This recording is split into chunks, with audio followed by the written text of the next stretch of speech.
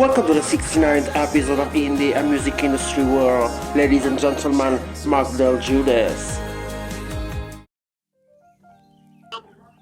What? I'm good, nice to meet you. Yeah, nice to meet you, man.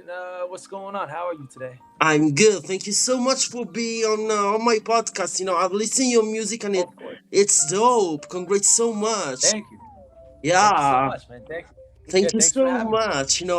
I want to know everything about your career. Yeah. How did you start it? When did you realize that that music was your true path? When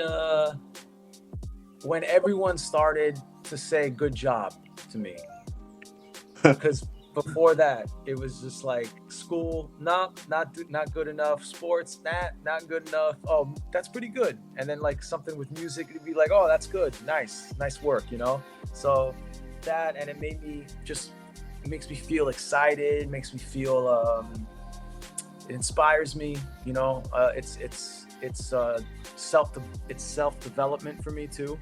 So Yeah. that's why I love it. Yeah. Just a question, but you're half Italian. Yeah. That's cool. So I also you in Italy, please. You got all my support. When is your real moment that you said, okay, music is I gotta do that for the rest of my life? That kind of specific moment. Yeah, there is a specific moment. I went to the video store when you were able to rent like VHS tapes, right? Yeah. And they had a Springsteen concert, and I told my dad I want to rent that, and we put the tape in the first song, and it was live, and I went crazy. I couldn't believe that something. I didn't know that a live show can be like that. I didn't know that you could. I didn't know that there wasn't any rules until I saw that. And it was also just like he was showing me something. There was something that I saw in that video that I'm like, I really want to do that. Yeah, I've listened to your music, and that's something like a mashup of styles. Which are your influences? My influences, they range, honestly. Like I just said, Springsteen. I'm a big Marvin Gaye fan. I'm a very big Big Doors fan. I love the Temptations. I really like I started out I was the only 18-year-old listening to songs from the 50s, like the American Graffiti soundtrack from the movie. Yeah, a lot of influences, and there's a lot of contemporary artists that I'm like into too, like Bleachers. I'm sure you know Bleachers. Songwriter called Fiji Blue. I like John Mayer. Anything that's inspiring me at the moment. Anything that's like really making me feel inspired and wanting to write, wanting to perform. So, yeah. Cool. Which was your first performance that really stood out? Oh, the first performance that really stood out. It was this place called Kenny's Castaways in New York. It was in the Village, and it's right next to the Bitter End. And a lot of legendary, like Bob Marley played there. Bob Dylan played there. Like just like the Bitter End, they were very similar. But Kenny's Castaways was more foot traffic. You could just kind of walk in there. And I was 19 years old when I played. We played there like 7 or 8 times, but that first one was like, oh, okay, like we're starting to get good here. I'm starting to get okay here. Like I'm starting to understand the feeling of a live show. Cool. As you get to mix just like more different kind of styles, how do you describe your sound? Well, and how is evolved through the time? Oh, it's always got to evolve. If you're a songwriter, your music should be evolving, but not in a very in an inspirational way, in a way of like your music should be growing in spiritually, I think. And I lately a couple of articles they describe my genre as indie soul pop, and I really like that, and I kind of want to I kind of want to lean into that, you know, like I Yeah. really, it makes sense, you know, indie soul pop, you know, so because there's a little bit of, there's the rock music, there's the, you know, the pop music, like the choruses, and then you know, song like, then there's like a little bit of Motown, Marvin Gaye, Yeah. the R&B kind of soul stuff, where it doesn't really, it shines through, but it's not the entire, you know, thing. Your last song is the smash "Victim in the Dark." I love it so much. How generally, you know, how's your writing process when you write a track? You know, you maybe start maybe first with the lyrics, with a beat. You know, you got some ideas in your mind. Yeah, it always starts with ideas, but it always starts differently. You know, sometimes like there's no formula to it. You know, Yeah. so it's whatever that, it's just that moment, that like lightning bolt moment, where it could be a beat first, it could be a lyric first, it could be a word. Like if I just think of a word and I'm like, oh, I can't, I want that word in, I want to communicate this word somehow. It could, and then it just grows from there. It could be a title, you know. So, but the most important part is that you gotta show up. You gotta sit down and like go through the painful wait of, you know, hoping that something, you know, the lightning hits you at that moment. You know, you're there for it. Do you got some maybe personal songs, you know, that you wrote, or maybe how much it's hard to put your own life in a tracks, you know? Uh, it's not hard. I think that's what it's all about. Even if you're writing about something else, you know, I think it's like your subconscious just kind of writes it, and you know, even if you're writing about, you know, say like, because a lot of people do this, you know, like a male singer songwriter will, it, he's he'll write a song from a woman's point of view, and he's the woman in the song, you know. So but there's a subconscious part of your mind that's writing that song from experience, and you translate it into some, you're hoping that you communicate that well, you know. So it's just it's really not hard, because I think that's what songwriting is all about, is Yeah. just from And how experience. much it's hard also to just like to have the, you know, the final master of the track, you know? How many times you need to listen the track, you know, about the sound, if it's right, or maybe Mm. you know. Yeah, it's quick. I mean, well, the first song I put out, Daylight Hours, I went, yeah, it was like, it took a little longer, because I was like, all right, this is the first one.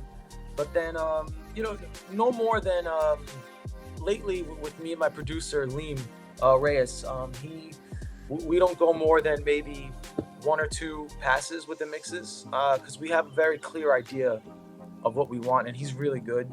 So yeah, like the first mix will come through, you know, we evaluate it, and we're like, okay, like this and that, um, and then maybe mix two, maybe it's mix three, you know. So but you just gotta put in the time, and just understand what you, the thing is, you don't want it to sound, you're not shooting for it to be perfect. You're shooting for it to sound right. So Yeah. sometimes it's like, okay, like if this gets any better, it'll get worse. And I feel it, you know, I saw some videos, you know, and I love your performance live. You Thank know, you. what does it mean to you stay on stage? You Uh, know, live shows are very important. It's a huge part of what I'm doing. I think, yeah, like of course, writing songs and releasing them on Spotify are great, but I feel the true essence of an artist shines through a performance. Um, and I've been doing it, you know. I've been like, that's how I started. Like that was the first thing. I'm like, okay, write songs, perform. These days it's a little different, you know. Like some of the artists today, like kind of, they dial back the performing, but I just have that urge to do it, and I love doing it. So, and it feeds me as an artist too. Like the more performances I do, the easier songwriting is for me. So it's a huge part, and I love just like having a nice just exchange with the audience as the show progresses. Yeah. Are there some, experiences on stage that have stuck with you? Oh, a million. The first time people started singing "No Pressure" back to me, that was like when they started singing the lyrics back. That's like that. That's like forget it. Like I'll never forget that. Or just a bunch of when the couple of times that I played in Nashville. I'm looking to do some more outstate stuff, but yeah, I think the biggest one was when they started singing the lyrics back to me. That one, Yeah. from that show and then on, I was like, oh, okay, this that's how it feels. Cool. How much Yeah, yeah. does your live experience, helped you to recreate that kind of music in a studio too? Just like to recreate that similar sound. I know. Yeah, it's you gotta be careful. You gotta be careful because like you don't want to get too attached to the way you play it live, because that you're not staying open to what the song could potentially be. Like when when I write a song, I start playing it live. Even if I don't release it for a year, like I'm playing that thing, and it's got to develop. So you develop that song, and you discover things when you rehearse it, when you start playing it live, and then like you go into the studio. So you're attached to you have an idea of what you want it to sound like, but if you have a good producer, collaborating on it, it really shouldn't be that hard. And sometimes like changing it is for the better too. What has been your biggest challenge, in your music journey? Well, a lot of people are going to say that like it's a grind as far as like the social media thing goes, but I have a way better relationship with it now. I just post. I make sure that I'm consistent with it, but I'm not gonna post just for the sake of posting. Yeah. If I feel something, if I feel like the post is gonna be like just a 0.1% like gonna get me, that's fine. It's about showcasing it. It's more about like adding more color to your vision and project. That's how I look at it now. Because at the end, man, it really depends on the music. I don't want to sound like that, but it is true. If you have like really great music, the social media stuff is going to be a little easier. Yeah, I think that I'm totally agree with you. How do you deal with also with the creative pressure, you know, or moments of self doubt, something like that? Oh, um, well, it's something that you got to work through. So I think the more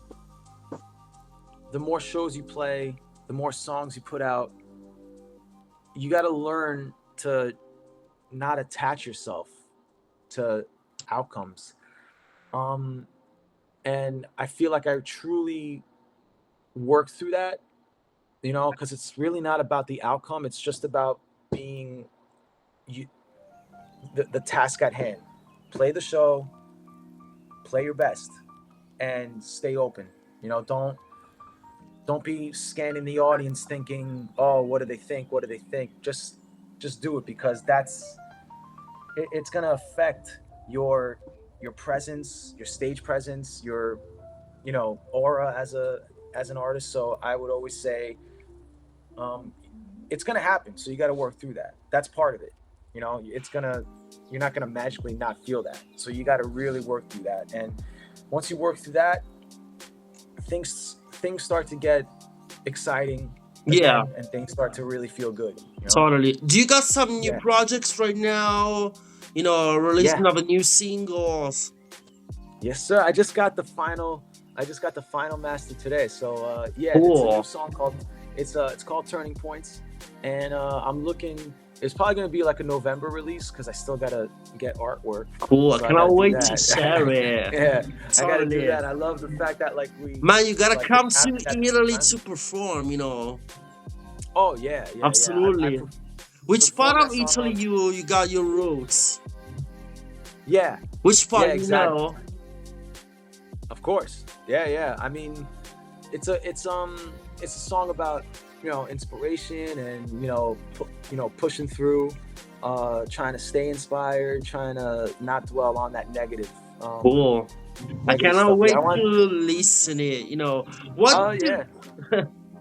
what did you learn about in through the time about your music? You know, what did you learn in right now growing? That if you really put the work in, and if you really just stay humbled, inspired, and always looking for inspiration, not waiting for it, but also searching for it.